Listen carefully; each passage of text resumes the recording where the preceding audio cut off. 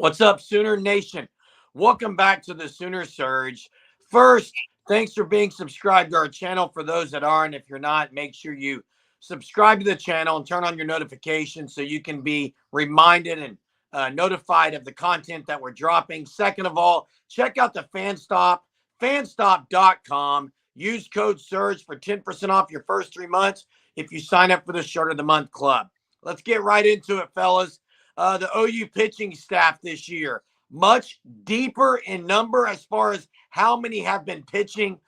Sooners have thrown 6 and thrown 3 to 4 very consistently and used the others in roles, kind of more in certain roles throughout the year. But this is a staff that going into the season, we all knew were going to be used. Patty Gasso was not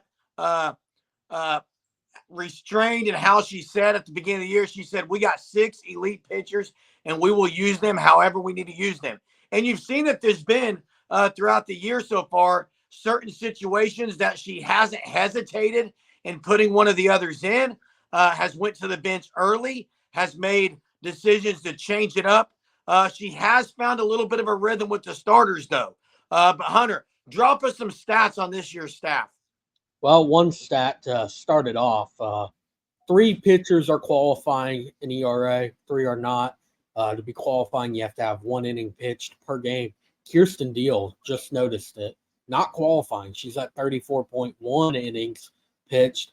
Oklahoma's played in 35 games, so just short of that threshold. But all 6 pitchers, sub-2 ERAs. Highest ERA on the team comes from Nicole May at 1.68, which – again, kind of got to take that with a little bit of a grain because, yeah, Peyton Monticelli with the 1.29, but she only has 16 innings. But pitching staff has been very good. You're seeing Kelly Maxwell kind of solidify herself as the ace for the Sooners. She has a 1.59 ERA right now and 61 innings with 69 strikeouts. So dominant stuff from her. Kirsten Deal has looked really well in her sophomore season for the Sooners. Mentioned 34.1 innings. She had a long stretch in which she didn't allow a run. She has 32 strikeouts on the year. And then Carly Keeney leads the team in ERA at 1.11. She has 38 innings pitched with 22 strikeouts. Yeah, Hunter, I think something that you said to me that stands out is, Nicole May right now, she has a 1.68 ERA, I believe you said. But there's a chance that her ERA is like 1.1 or lower if she doesn't just have those few outliers of games in which she didn't pitch well. So truly, I know some of us have maybe not been the biggest fans of Nicole May, but if you take out the few outlier games that maybe she's had this year in which she struggled, there's a chance that we're talking about Nicole May right now being the ace on this staff. And Hunter, you also brought up that Kelly Maxwell is a 1.58 ERA, which is honestly higher than I thought it was going into this year because it feels like Kelly Maxwell has truly dominated all year long. And she has truly just found so many ways to be successful, although she's so new at Oklahoma. And then Carly Keeney having a 1.1 ERA, super impressive. And I think that, maybe she hasn't gotten as much opportunity as Nicole May or Kelly Maxwell. But going maybe into some of these more big, more crucial series, maybe Patty Gasso leans on a pitcher like a Carly Keeney or someone like a Kirsten Deal that maybe hasn't gotten as much of an opportunity as maybe a May or a Maxwell. But is going to have the opportunity to show themselves in these big games, get crucial experience for which Oklahoma is going to need in the postseason. Well, you kind of stole my thunder there with Keeney, Jackson. That was the point I was going to make. That's a good point about 2 things that Keeney has that I think could be very beneficial down the road. And as they get into postseason play is ton of experience, ton of innings pitched.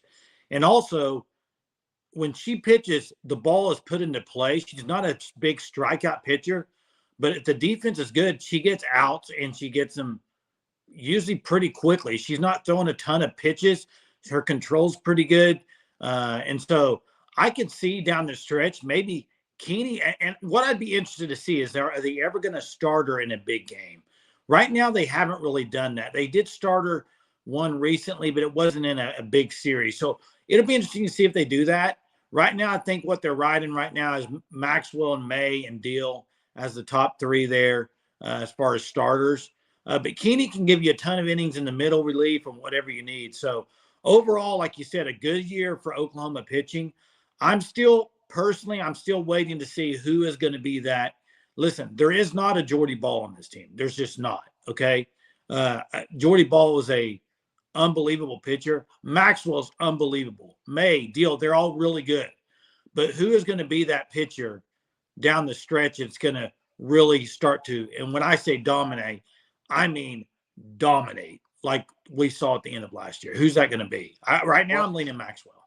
Well, and I do want to just understand some things here. And one is the loss last year. The one who pitched in the loss was Jordy Ball. I'm not saying that for any specific reason except to say what happened. What Jordy Ball did postseason was different than anything that's been done. But also, that was postseason.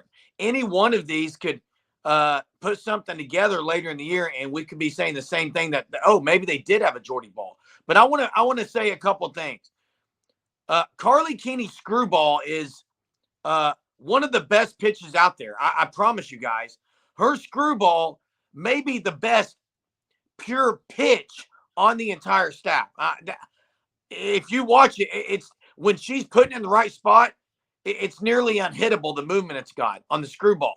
And I think Patty Gasso, as you get later in the year, she can make decisions that I want to throw, especially when you're getting against stiffer competition. Maybe you don't want some of these teams to see the same pitcher multiple times. You're going to throw someone out there who's got a totally different pitch, and she's got one. And SJ's Guerin changeup is very different. So I think that there's enough nuances in these ladies pitching that they can be used in different roles as the season progresses, because they each have a special pitch and something that is unique in their skill set. And I think, listen, we know Coach Rocha is elite.